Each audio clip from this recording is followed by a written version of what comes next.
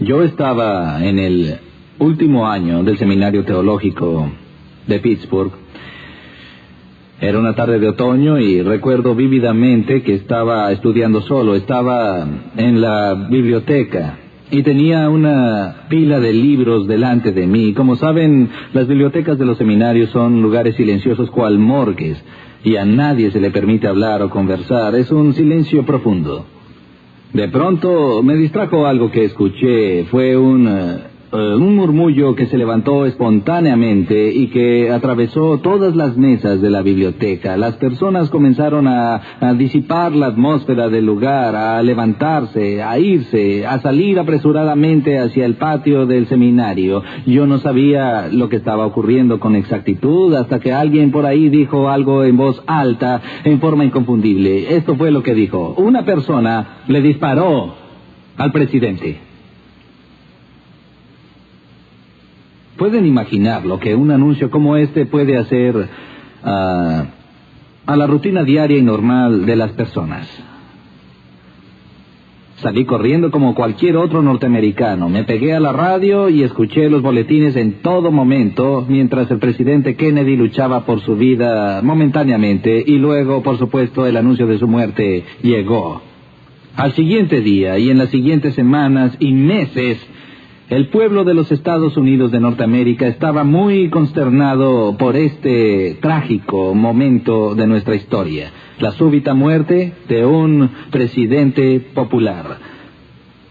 Luego apareció un libro titulado Johnny, apenas te conocíamos, que llamaba la atención al hecho de que su presidencia fue realmente corta, pero es bastante común que cuando el presidente, líder, rey o el primer ministro de una nación fallece, sea un momento solemne, serio y de trauma para la nación.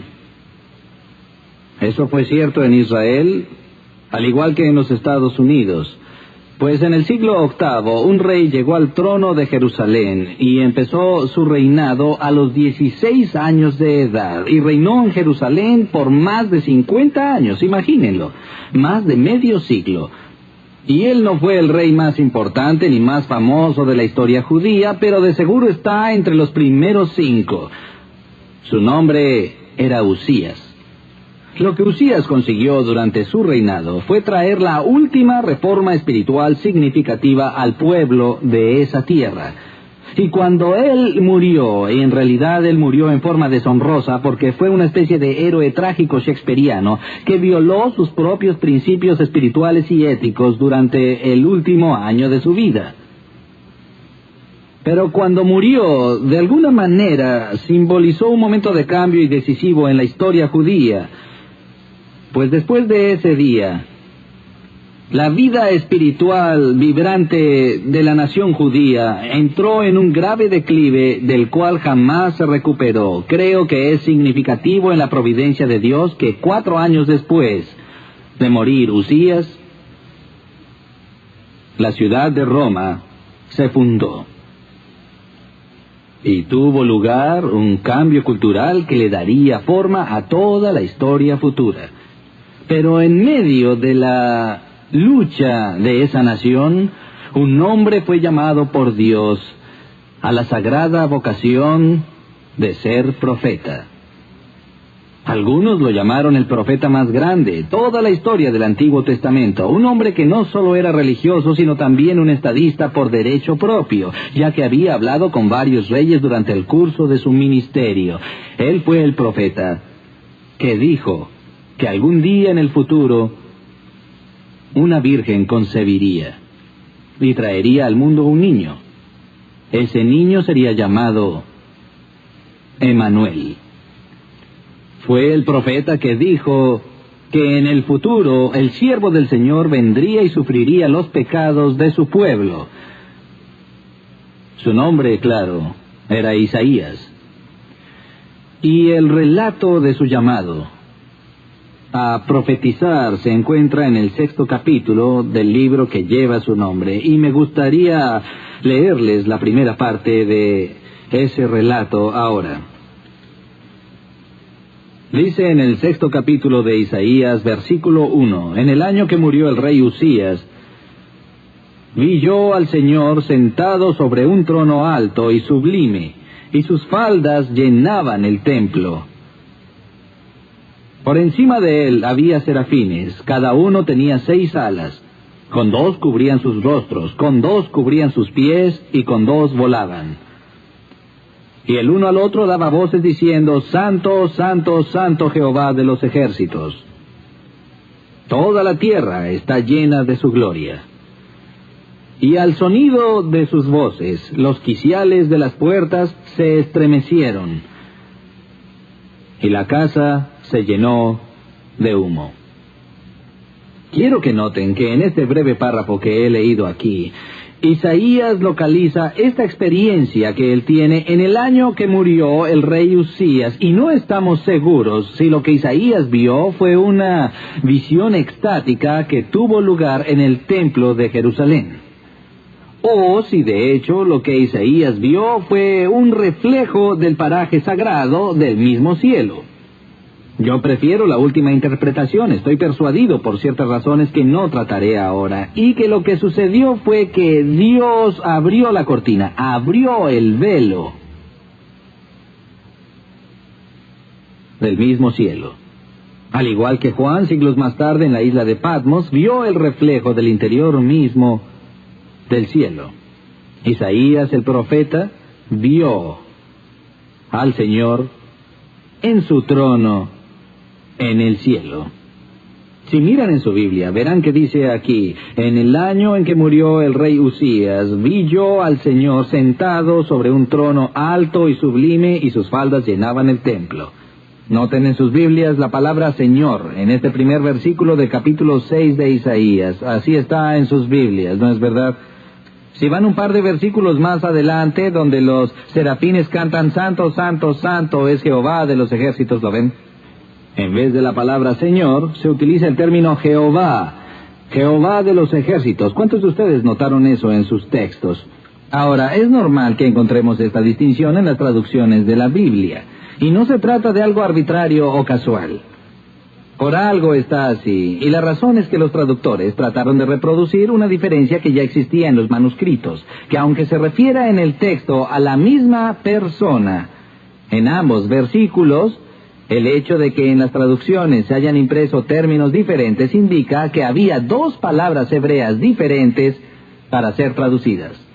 Cada vez que ustedes vean Jehová, Jehová de los ejércitos, pueden estar muy seguros de que la palabra hebrea que está siendo traducida es el nombre Jehová. El nombre que Dios le reveló a Moisés en el desierto de Madián, cuando le dijo, yo soy el que soy. Ese es el nombre sagrado de Dios, el nombre santo de Dios, Jehová. Anteriormente, cuando vemos solamente la palabra Señor en el texto, traduce una palabra diferente, que es el término hebreo Adón, Adonai. Y ese es probablemente uno de los títulos más gloriosos que le da el Antiguo Testamento a Dios. Se le dan muchos títulos en el Antiguo Testamento. Este es el título supremo que se le da. Si pensamos, por ejemplo, en el Salmo 8, donde dice, Oh Jehová, Señor nuestro, cuán glorioso es tu nombre en toda la tierra, aquí se refiere a, Oh Jehová, Adón, Adonai, cuán glorioso es tu nombre en toda la tierra. Y una vez más en el Salmo 110 leemos, Jehová dijo a mi Señor, siéntate a mi diestra. Una fantástica declaración que encontramos en el Antiguo Testamento, en la cual David describe a Jehová mientras le habla a otra persona, y le da a esa otra persona el título de Adonai. Un título que siempre había sido reservado para el mismo Dios. No es un accidente, damas y caballeros, que el pasaje más citado y aludido del Antiguo Testamento en el Nuevo Testamento sea el Salmo 110. Y Pablo nos dice que a Jesús se le da el nombre que está por encima de todos los nombres. El título Señor, Adonai. el nombre que originalmente pertenece a Dios y solo a Dios. Ahora, el significado del término Adonai es simplemente el soberano. Así que ya ven lo que pasó. El rey ha muerto. Hay un tiempo de incertidumbre y duelo en la tierra del pueblo judío. E Isaías viene en nombre de su pueblo y contempla los recintos interiores del mismo cielo y no ve a Usías, ni a Ezequías, ni a David, sino a Adonai, el supremo soberano, en su trono en el cielo. Estoy convencido, en lo personal, de que lo que vio fue un instante preencarnado de la entronización de Cristo mismo y su completa majestad. Vi yo al Señor sentado sobre un trono alto y sublime, y sus faldas llenaban el templo. Ah, cómo me gusta esa frase, y sus faldas llenaban el templo. Saben, en la antigüedad, los ropajes de los monarcas simbolizaban su nivel. El protocolo internacional respondía con relación a la variedad, a la magnificencia de sus ropas. Si un rey usaba armiño, eso era increíble. Si usaba cebellina, era aún mejor. El visón ocupaba el segundo o tercer nivel. Y los que venían con túnicas de lino tenían que sentarse en las últimas filas de las reuniones de los reyes. Recuerdo haber visto una de las primeras teledifusiones internacionales que se efectuaron en América. Fue una escena de la coronación de la reina Isabel. Los comentadores hablaban y hablaban de la pompa y las circunstancias que solo los británicos pueden celebrar de esa forma. La magnificencia de su ropa, cuando se acercaba lentamente al trono de Westminster y antes fue al palacio de Buckingham, donde varios pajes fueron requeridos para llevar la cola de su vestido cuando entró a la abadía, porque su vestido se volcaba a varios metros detrás de ella a medida que avanzaba. Pero oigan lo que digo aquí. Cuando vio esta visión del Rey de los cielos, vio un rey cuyas vestiduras esplendorosas rebasaban los costados del trono y caían y se plegaban a los costados del templo y llegaban a la entrada posterior, salían de allí y llenaban el templo por completo. Y lo que él vivió aquí fue una experiencia visual de la majestad que se focaliza en la magnificencia de los ropajes. Entonces él dijo, por encima del trono y por encima de Jehová y Adonai, el Señor, estaban los serafines, cada uno con 6 alas. Esta es la única referencia en la Biblia a estas criaturas llamadas serafines. Algunos han intentado identificarlos con los querubines, pero como la Biblia los distingue, creo que nosotros debemos distinguirlos. Sabemos muy poco de ellos, solamente que forman parte de la hueste celestial. Son seres que fueron creados especialmente por Dios para servirle día y noche en su presencia inmediata. Y si leemos la descripción que Isaías da de ellos, nos pueden parecer bastante extraños porque se nos ha dicho que tenían 6 alas. Quiero detenerme aquí y hacer un comentario. Cuando Dios crea criaturas, lo hace con cierta economía creativa. Él no malgasta material. Tiene una capacidad extraordinaria de crear lo que crea de forma que sea adaptable y adecuado a su medio ambiente. Dios hace a los peces con branquias y aletas porque su medio ambiente es el agua. Hace a los pájaros con alas y plumas porque su medio ambiente es el aire. Así que cuando Él crea seres angelicales, cuya tarea específica, su función dentro de la creación es servirlo en su presencia inmediata, los crea de tal manera que sean adecuados para su medio ambiente. Y aquí se nos dice que se les dieron 2 pares extra de alas. Con 2 cubrían sus caras. Piénsenlo. Estos seres angelicales servían a diario en la presencia inmediata y develada de Dios Todopoderoso, cuya gloria es tan refulgente, tan penetrante, que hasta los mismos ángeles tienen que cubrirse de mirar directamente a su cara. Recuerden la historia en el libro de Éxodo, cuando Moisés, quien representaba al pueblo de Dios, fue llamado por Jehová para recibir la ley de Dios. Y recuerden que Moisés subió allá y penetró en las nubes y fue como tragado por la montaña. El pueblo esperó días y más días y estaban preocupados y angustiados al preguntarse qué habría pasado con su líder. ¿Había sido tragado por la ira de Dios en esa montaña como le había sucedido a Coré y a su gente en la rebelión? ¿Regresaría con vida? ¿Cuál sería el mensaje de Dios si es que regresaba? Así que esperaron, atemorizados y temblando, a que Moisés regresara. Y mientras Moisés estuvo en la montaña, habló con Dios. ¿Recuerdan la conversación?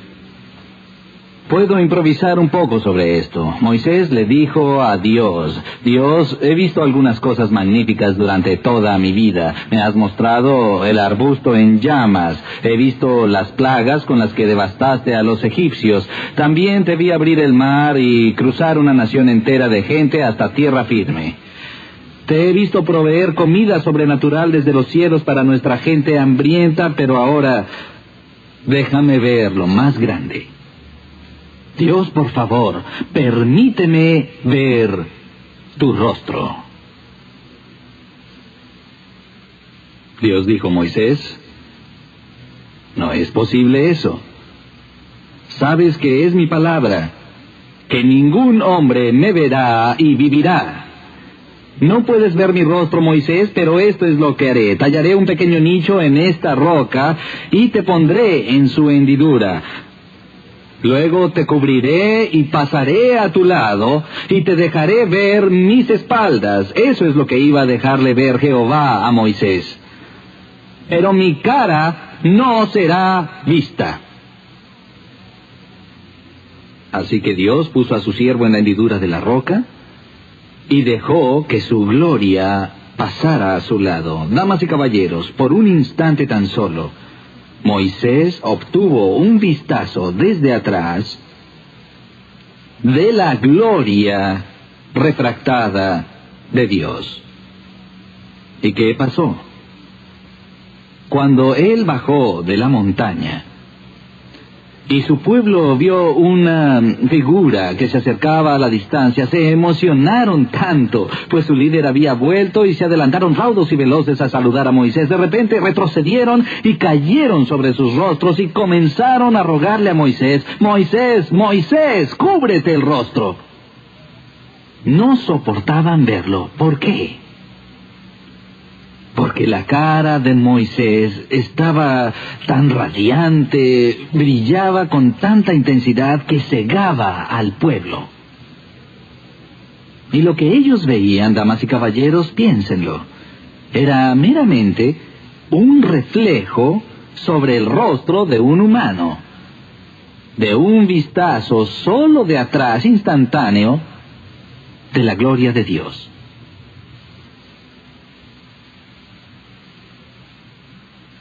Los ángeles mismos deben cubrir sus ojos en su presencia. Y con otro par de alas se cubren sus pies. La Biblia no nos explica por qué era necesario para ellos cubrirse los pies. Solo puedo conjeturar y arriesgaré una opinión en este momento. Y es que los pies, tanto para los ángeles como para los hombres, son un símbolo en la Biblia del ser creado. Se nos dice que somos de la tierra, terrenales, que nuestros pies están hechos de barro. Cuando Moisés conoció a Dios en el desierto de Madián, ¿qué es lo primero que Dios le dijo? Moisés, Moisés, quítate los zapatos porque el suelo sobre el que estás es suelo sagrado. Le pidió que desnudara sus pies, el símbolo de ser criatura, el símbolo de su sumisión ante la presencia del Santo. Y aún en el cielo, los ángeles cubren su símbolo de ser creados. Por más fascinado que yo esté, damas y caballeros, por la anatomía de los serafines, estas son en realidad consideraciones menores sobre este texto. Lo que en verdad importa de este texto, creo yo, no es la estructura de los ángeles, es el mensaje de los ángeles. Vean lo que la Biblia nos dice, que con dos volaban y uno al otro daban voces diciendo, Santo, Santo, Santo, Jehová de los ejércitos. Toda la tierra está llena de su gloria. Estuve parado allá antes de que esta serie comenzara, y los que nos ven por videotape no pudieron ver las cosas que hicimos al comenzar, y una de las cosas que hizo este grupo de personas fue cantar el himno clásico de la iglesia denominado Santo, Santo, Santo. Y yo los escuchaba mientras cantaban, y no puedo escuchar ese himno sin que los escalofríos recorran toda mi espalda. Es magnífico, ¿no es así? Y yo pienso en los ángeles y en todos arrojando sus doradas coronas frente al mar de vidrio delante del trono. Todos nuestros valores, lo que tenemos, lo arrojaríamos con entusiasmo ante los pies del Santo, ¿no es así? Con gran elocuencia, este himno celebra triunfalmente la majestad de Dios. Pero mientras escuchaba lo que ustedes cantaban, por más hermoso que sonaba, ¿pueden imaginarse lo hermoso que sería cantado por un coro de ángeles? Y eso es lo que vio Isaías. Las huestes celestiales sobre el trono de Dios, cantándose unos a otros, dando voces con una sola palabra, repitiendo una y otra y otra y otra vez, Santo, Santo, Santo.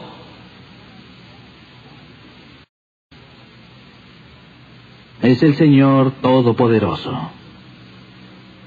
Los cielos y la tierra están llenos de su gloria. Amigos, aquí hay algo en este texto que como personas hispanoparlantes podemos leer cientos de veces y pasar por alto cada vez. Hay algo muy judío en este texto. En nuestro idioma, cuando queremos llamar la atención a algo de particular importancia, para darle énfasis, hay varias formas de hacerlo. Podemos quizás subrayar o usar bastardillas o poner negrillas, ponerle comillas o tal vez paréntesis o llenar la página con puntos de exclamación, aunque no sea necesario poner una exclamación. Hasta mis editores lo hacen. Encuentro estas cosas en todos los borradores finales y ponen exclamación donde no la hay. Y por favor, no vayan a pensar que no estoy consciente de cómo utilizar la exclamación, pero la verdad me vuelven loco, y eso es lo que hacemos con el énfasis. Los judíos hacían lo mismo. Hacían todo eso y subrayaban, usaban bastardilla, negrilla, pero tenían otra técnica para llamar la atención a algo de singular importancia. Era una simple técnica de repetición verbal. Pienso, por ejemplo, en el apóstol Pablo cuando les escribe a los Gálatas y les avisa sobre los peligros de abandonar el evangelio que ya habían recibido de él. y les dijo: les aviso que si les predican cualquier otro evangelio aparte del que ya han recibido, aunque sea un ángel de los cielos, que sea anatema, anatema, anatema, que significa maldito. Esa es una declaración fuerte que viene de la pluma del apóstol Pablo. Pero no se detuvo allí. De inmediato dijo: les repito que si cualquiera les predica cualquier otro evangelio, aparte del que ya han recibido, que sea maldito. Anatema. A Jesús le gustaba utilizar este método de repetición para explicar sus enseñanzas. Recuerden que Jesús era rabino. Es decir, que era un teólogo, tenía escuela y estudiantes denominados discípulos o estudiosos que se enrolaban en su escuela. Era un rabino peripatético, eso significa que caminaba para enseñar, y cuando lo hacía, los discípulos literalmente le seguían. Cuando Jesús dijo: seguidme, lo dijo literalmente: caminen detrás de mí. Y así es como lo hacían. El maestro recitaba y daba su lección mientras caminaba por la ruta hacia el servicio. Y los discípulos lo seguían detrás y memorizaban todo lo que les enseñaba su rabino. Bien, damas y caballeros, todas las enseñanzas que salieron de los labios de Jesucristo fueron importantes. Pero aún nuestro Señor se tomaba el tiempo de llamar la atención a las cosas que Él consideraba importantes. Y cuando llegaba a un punto sobre el cual quería asegurarse de que sus discípulos no se perdieran, comenzaba su lección diciendo 2 palabras. Decía: de cierto os digo. O en otras traducciones: en verdad, en verdad. En realidad lo que decía era amén, amén. Les digo a ustedes reconocen esa palabra, llegó intacta a nuestro idioma y decimos, todos dicen ¿qué? Amén. Pero decimos amén después de que el maestro enseñe o luego de que el predicador predique. Y significa es verdadero, lo creemos, etc. Jesús no esperaba a que sus discípulos confirmaran la verdad de lo que él decía. Iniciaba sus sermones diciendo amén, amén. Es como el capitán de una nave que habla por los parlantes de una nave diciendo: atención, les habla el capitán. Cuando Jesús repetía esa palabra 2 veces, recalcaba su importancia.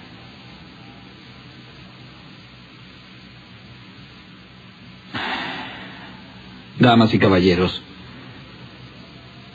hay un solo atributo de Dios que siempre es elevado al tercer nivel de repetición en las Escrituras. Una característica de Dios Todopoderoso, que se comunica en grado superlativo desde los labios de los ángeles, donde la Biblia no solo dice que Dios es santo, ni siquiera santo, santo, sino santo, santo, santo.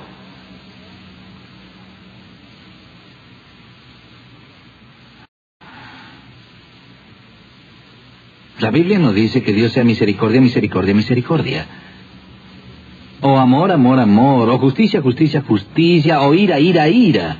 Pero sí que es santo, santo, santo. Esta es una dimensión de Dios que consume su misma esencia. Y que cuando se manifiesta a Isaías, leemos que al sonido de las voces de los serafines, los quiciales mismos de las puertas del templo se sacudieron y comenzaron a temblar. ¿Oyeron eso? Elementos sin vida, cosas inanimadas, partes de la creación en presencia de la manifestación de la santidad de Dios, reaccionaron ante su voz.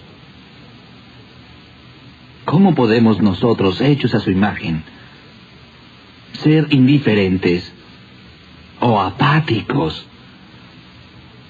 ante su majestad? Solo Dios es santo. Y lo que quiero hacer en esta serie es tratar de describir lo que significa y cuál es la reacción de Isaías y de otros personajes históricos cuando el santo aparece. Oremos. Padre, nos regocijamos de que algo y alguien en este universo impío sea no un poco, sino completamente santo, santo, santo. Imparte a nuestros corazones la alegría de los serafines ante esta verdad. Amén.